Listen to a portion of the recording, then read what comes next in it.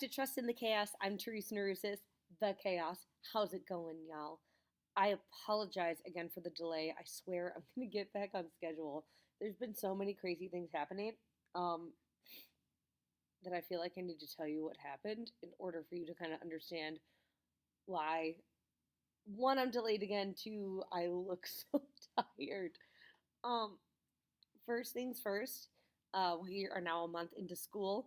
I'm currently in my classroom. This is my classroom. Isn't it pretty? Today is a virtual learning day, which essentially means we give the kids assignments to do virtually from their homes or here if they want to come in. And then we do a lot of staff PD as well as, grade and work on stuff we need to do. It's a day where I get to wear sweatpants to work and sit on my lovely couch. It's a great time. And I really needed this day. Some of the crazy things that have been happening. I know I've mentioned this before in my videos, but I'm a volleyball coach, and we are about near the end of our season. We got about 2 weeks after this week. We have about 4 more games. Currently, we are 4-3, so I'm not mad about that. And it's just exhausting because on game days, typically when it's just the middle school, we play at 5, which means we're not done till 6, which means I'm not getting home till about 6:30 or 7. Sorry, I'm taking off my shoes. And then there's games like last night where it's the middle school, JV, and varsity playing, and I require my middle school girls to at least stay for the JV game to cheer them on, and then I stayed for a good chunk of varsity last night because it was a really good game. So that was fun, but I'm exhausted. The other thing that was super exhausting, and the reason why I couldn't shoot on Sunday like I normally aspire to do, is that my dad is moving, currently in the process, currently driving to Phoenix. My family originally is from Northwest Illinois, and my dad moving to Phoenix was a job opportunity that he couldn't pass up. And it was just kind of a lot because we're all centered in the Illinois / I'm in Indiana part. My sister's a senior in high school, and my mom's got a job that she really likes, so it was just a lot. So we had our final family powwow before Dad moves to Phoenix, and we don't see him again until Thanksgiving. It's kind of a bummer, but you gotta do what you gotta do for an income. So that's why I look so tired. There's a lot going on. In addition to Dad moving and volleyball, I also am starting up choir and theater at my school. I've been the choir director for 4 years, and the theater program is brand new. We're launching it. Launched it last Thursday, and auditions for our first show are on Friday. So hopefully you forgive me for the amount of the craziness. I'm moving my shoe. That has been happening. All right, let's get into the nuts and bolts of this video. I want to talk about self-worth. And I'm sure you're sitting there thinking, okay, Therese, you need to calm down. You're being too loud. I know I mentioned this in my video last week, but one of my biggest fears, and one of the reasons that I'm so all over the place and think I'm trying to really let go of in my anxiety, is the fear of failure.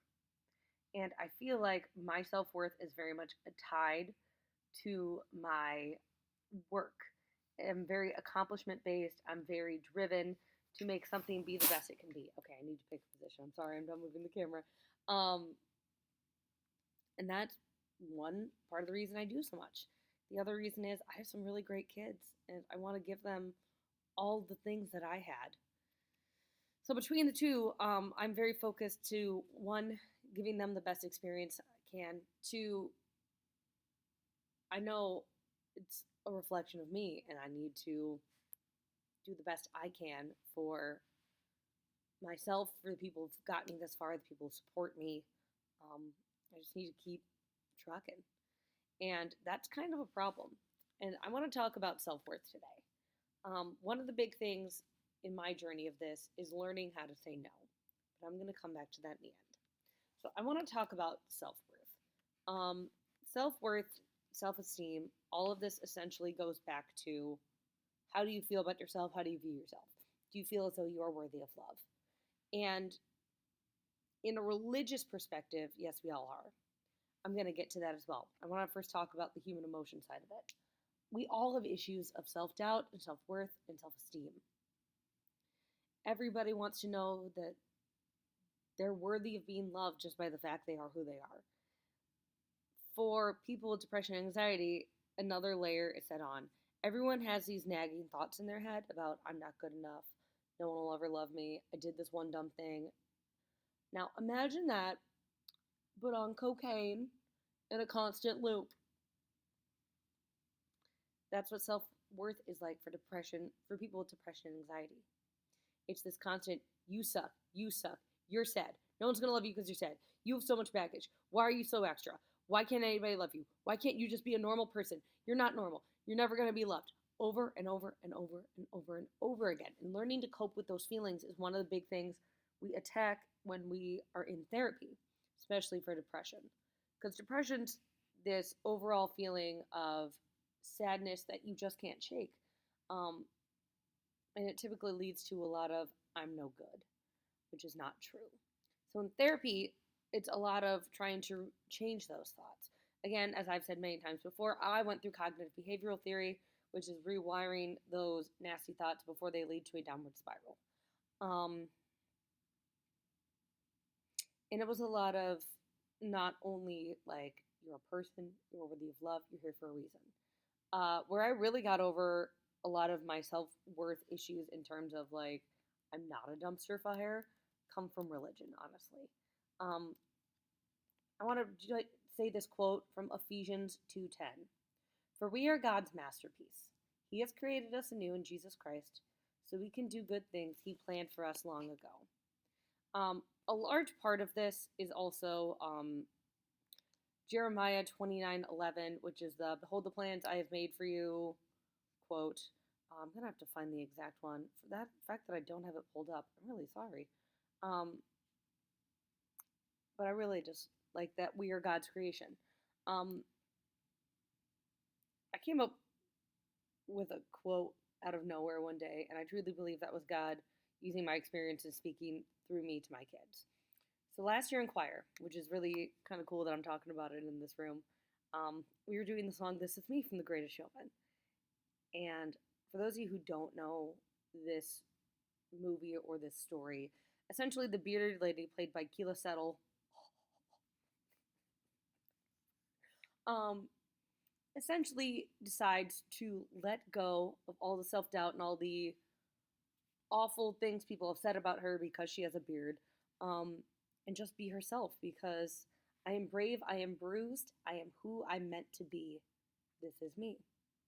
I'm not scared to be seen, I make no apology, is some of the lyrics. And my kids were just having a really hard time getting into this song. And I'm like, it's so empowering, why are you not into this? And they're like, because I don't feel brave. I just feel bruised and stupid. And I knew a lot of my kids felt that way, but hearing them identify that and not being able to get into a song because they felt so down on themselves and had no self-confidence or self-worth or self-esteem was really hard. And then the next thing came out of my mouth, and I swear it was not me. It was like, all right, I want you guys to think about mosaic glass, stained glass for a minute. And they're like, I'm like, just go with it, guys. I make a lot of weird analogies. And they're like, okay, Mom. So what I ended up saying is that a stained glass window is a bunch of broken pieces of glass. And if you just look at that broken pile of glass on its own, you just see a mess. But that's the thing about mosaic tile and stained glass, is the way you arrange these different colors and shades creates a beautiful picture that the light shines through.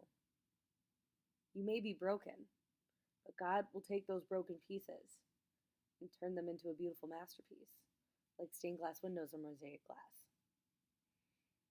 And again, I sat back after I said that. I was like, damn, that was good. And they're like, this is hard. Holy crap. I'm like, Oh no, y'all, wasn't me. And that's something that I've really tried to hold on to is that every person goes through their own garbage. Whether it is depression and anxiety, whether it's a family issue, whether it's I just finished reading this book called Twisted, which is about the Larry Nassar sexual abuse scandal. Whether it's been abuse, there's so much hurt and pain that will play that audio tape of "you're not worth it, you suck, you did this, you're not worthy of love." So many things that feed into that audio that we need to learn how to break it and get some silence and peace in who we are. All those experiences are not things we should shatter and throw away. They're things that make us stronger, make us more unique, and that make us honestly more interesting and more beautiful. Because we have these nuances and different shades of heartbreak and grief and sin and dumb acts, we become a more complete person. We become more empathetic. We become more willing to be there for others because we know what it's like to be alone. All of the crap, all the broken pieces of glass make it better for us to make it better for someone else. And I'm not saying that your self-worth should be tied up in helping other people. You need to know that God created you and loves you. And He has lovely things planned for you. And He wants to humble you and give you His hand and say, yeah, you've got an audio tape full of mess, but I'll show you how that mess is beautiful. I want to make that mosaic glass for you. Because these make us more complete, and they make us better, and they make us stronger. So if you're holding on to any baggage or self-worth issues, know that this is part of your journey. Accept that, yes, this happened, and accept that, it is what it is. Have I sought forgiveness for this issue? Have I tried to right a wrong? Have I gone through therapy if need be? Have I done everything I can to try to put this into perspective? And once you do that, and you can say you have, then you'll be able to see the good in the mess. And you'll be able to start creating and being that beautiful stained glass window that God created you to be. With all of your mess and all of your shattered glass into a beautiful, beautiful painting, artwork that God can shine through you. Again, I want to read that Ephesians quote. For we are God's masterpiece. He has created us anew in Jesus Christ, so we may do good things that He planned for us long ago. All of the bad and all of the good that you are is mixed together. And God takes that to make you who He made you to be. The most interesting people in movies are never perfect. Same with you. God loves you and has a plan. And with all your mess and all your heartbreak, He's going to do really cool things with you. And you're going to do really great things for other people and yourself. So believe in yourself. Because God believes in you. If you could believe in Santa Claus till you were like 6, you can believe in yourself for like 5 minutes, okay? From Trust in the Chaos, this is Therese Hartz. Have a great day. Have a great week. I'll get back on schedule. God loves you. I love you. Love yourself, y'all.